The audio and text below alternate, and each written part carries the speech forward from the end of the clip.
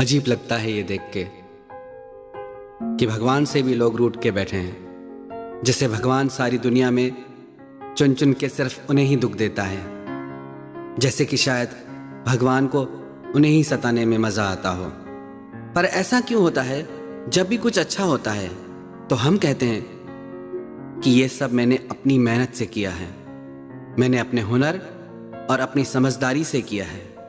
मनुष्य का स्वभाव है कि वो किसी भी अच्छे काम का क्रेडिट वो किसी और को नहीं दे पाता, पर हर गलत काम का जिम्मेदार वो दूसरों को ठहराता है। और जब कोई और नहीं मिलता तो फिर भगवान के ऊपर ही डाल देता है। परमात्मा को, उनकी कृपा को हम समझे ही नहीं। परमात्मा तो स्वयं अस्तित्व का रूप है। हमारा होना ही परमात्मा की शक्ति से है। मेरा बोलना परमात्मा की शक्ति से, आपका सुनना परमात्मा की शक्ति से है। परमात्मा एक दिव्य ऊर्जा के रूप में है। लोग परमात्मा से प्रार्थनाएं करते हैं और जब पूरी नहीं होती तो शिकायतें करते हैं। कई लोग कहते हैं मैंने बहुत प्रार्थनाएं की पर भगवान नहीं सुनता। हमारी सबसे बड़ी गलती यह है कि हमने हमारी इच्छाओं को प्रार्थना मान लिया है। हमने हमारी मांगों को प्रार्थना का शब्द दे दिया है। परमात्मा के आगे मांगना प्रार्थना का एक अंग जरूर है, पर वो प्रार्थना नहीं है। प्रार्थना से कुछ प्राप्त नहीं होता, प्रार्थना में प्राप्त होता है। वास्तव में प्रेयर का अर्थ क्या है, प्रार्थना का अर्थ क्या है? जिसमें आपका दिल डूब जाए। प्रार्थना आपके हृदय को पवित्र कर देती है, दिव्य कर देती है। और पवित्र हृदय, दिव्य हृदय जो भी कार्य करता है वो जिंदगी में हमेशा खुशियां लेके आता है, अपने लिए भी दूसरों के लिए भी। प्रार्थना का अर्थ है कि जिसमें हमारी आत्मा डूब जाए, हम खो जाएं, हम मिट जाएं, जिसमें बाकी कुछ बचे ही नहीं पीछे।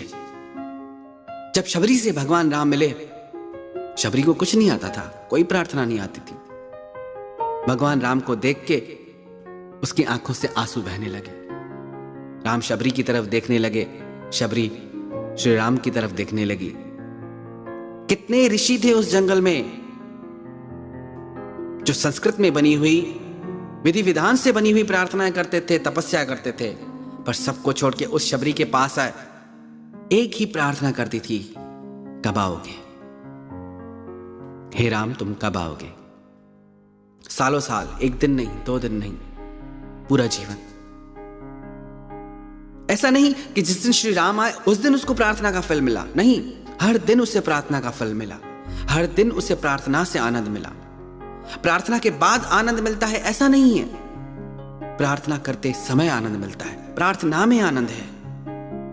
हमने प्रार्थना के अर्थों को अभी समझा ही नहीं है।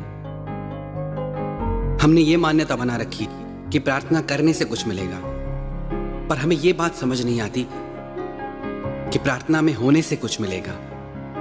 ऐसा नहीं है कि प्रार्थना रास्ता है और हमारी इच्छाएं मंजिल है। प्रार्थना अपने आप में मंजिल है। एक प्रार्थना आपकी दिल की गहराइयों से निकलती है।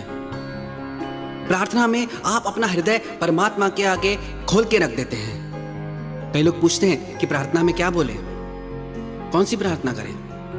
कौन सिखा सकता है आपको? आपके हृदय की बात आपको कोई और कैसे सिखा सकता है? इसलिए फिर लोग कहते हैं कि हम रोज प्रार्थना करते हैं, भगवान सुनता नहीं। शायद तुम्हें पता ही नहीं कि प्रार्थना कहते किसे हैं। हमारी हालत ऐसी है कि एक व्यक्ति रोज रेस्टोरेंट में जाता है, कि रोज पूरा मेन्यू कार्ड पढ़ता है, और फिर भी उससे शिकायत है कि मेरी भूख नहीं जाती, मेरा पेट नहीं भरता।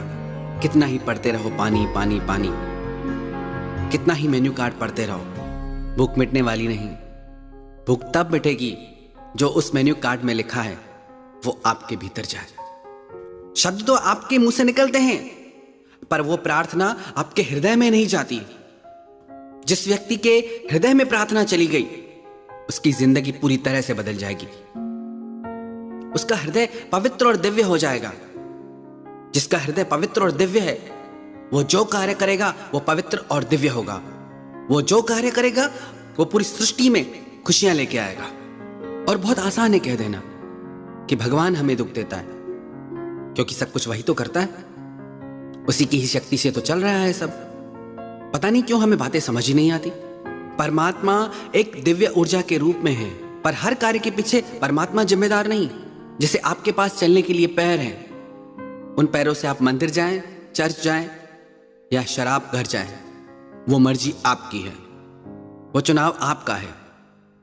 हाँ, ये सही है, हर कार्य होता ईश्वर की शक्ति से है, पर प्रत्येक व्यक्ति कर्म करने के लिए स्वतंत्र है। जैसे आपके घर में अग्नि की सुविधा गैस के रूप में है, अब उससे आप खाना बनाओ, आपकी मर्जी, या उससे अपना घर जला दो, वो भी आपकी मर्जी। हालांकि घर भी अग्नि ने जलाया, खाना भी अग्नि ने बनाया, पर चुनाव हमारा था कि अग्नि की शक्ति क्या करे। बिना अग्नि की शक्ति के न खाना बनेगा न घर जलेगा। अब यदि इसमें हम कहें कि इस अग्नि की वजह से मेरा घर जल गया, तो एक अर्थ में यह सही भी है और एक अर्थ में गलत भी है। याद रखना, परिस्थिति चाहे कैसी भी हो, हम हमेशा चुनाव करने में स्वतंत्र हैं। बहुत आसान होता है हर दुख की, हर गलत बात की जिम्मेदारी किसी और पे डाल देना। परमात्मा दुख नहीं देता। हमें तो शायद ये ठीक से पता भी नहीं कि परमात्मा है कौन, तभी कुछ भी बोलते हैं। लगता है कि शायद कोई ऐसे ही बैठा है ऊपर, सब चला रहा है। परमात्मा अस्तित्व का नाम है, आप भी परमात्मा की वजह से हैं। क्या आपको याद है दुनिया में आप कब आए, कैसे आए? जो कुछ भी आपको मिला है जिंदगी में, जो भी आपके अपने हैं, आपने मांगे? किससे मांगे? हम रोते हैं कोई चला गया हमारी जिंदगी से, पर जो हमारी जिंदगी में है वो कहां से आए? आप लेके आए साथ उन्हें? वो कुदरत की शक्ति है, परमात्मा की शक्ति है। परमात्मा को प्रकृति के रूप में जाने, कुदरत के रूप में जाने, शक्ति के रूप में जाने, अस्तित्व के रूप में जाने। नाम अलग अलग है, वही परमात्मा अपनी ही शक्ति से कभी सगुण रूप में भी प्रकट हो जाते हैं, जिन्हें हम भगवान कहते हैं। हर किसी की मान्यताएं अलग हैं, पर हमारा सृजन परमात्मा की शक्ति से होता है, हमारे प्राण परमात्मा की शक्ति से टिके हैं, तो हम परमात्मा के ही अंश हैं। यदि हम परमात्मा को दोष देते हैं तो एक अर्थ में हम स्वयं को ही दोष देते हैं। भगवान हमारे माता पिता हैं। दुनिया का कोई भी माता पिता अपने बच्चे के भाग्य में कभी कोई दुख नहीं लिखेगा, कभी नहीं चाहेगा कि उसकी जिंदगी में जरा सी भी तकलीफ आए। अच्छे से अच्छा लिखेगा कि हमारी संतान हमेशा खुश रहे, हर सुख उसको मिले, हर खुशी उसको मिले। ये तो साधारण मनुष्य की बात हो गई। और जो परमात्मा करुणा का सागर है, दया का सागर है, प्रेम का सागर है, वो कैसे आपकी जिंदगी में दुख लिख सकता है? इतनी बड़ी सृष्टि में, इतने बड़े ब्रह्मांड में उसे सिर्फ आप दिखते हैं दुखी करने के लिए? ऐसी कैसी हम धारणाएं बना के बैठे हैं। सच्चाई तो यह है कि हमने आज तक एक बार भी ठीक से प्रार्थना नहीं की। इच्छाओं को मांगना, चीजें मांगना प्रार्थना नहीं होती कि तुम भगवान मेरे लिए ये कर दो तो मैं तुम्हारे लिए ये कर दूंगा। आप प्रार्थना करने आए हैं या व्यापार करने? प्रार्थना तो एक भाव है जिसमें पुकारने वाला डूब जाता है। प्रार्थना तो एक भाव है धन्यवाद का कि हे परमात्मा, मैं तो डिजर्व ही नहीं करता, मैं तो इस लायक ही नहीं जितना तूने मुझे दिया है। कुछ भी तो नहीं है मेरे हाथ में, पर सब कुछ तूने दिया है। अगर प्रार्थना को हम सही मायने में समझ गए तो पूरी दुनिया में एक इंसान ऐसा नहीं बचेगा जो ये कह सके कि मेरी प्रार्थनाएं भगवान नहीं सुनता। पहले प्रार्थना को समझो तो सही, प्रार्थना करो तो सही। फिर कहता हूं, अपनी मांगों को, अपनी इच्छाओं को प्रार्थना मत समझिए। शब्दों में लिखी चीजों को प्रार्थना मत समझिए। जो भाव आपकी हृदय की गहराइयों से निकले, जो भाव आपको परमात्मा से जोड़ दे, जो भाव आपके हृदय के घाव को सिल दे, जिस भाव में आप अपनी हर तकलीफ भूल जाएं, डूब जाएं, वही असली प्रार्थना है।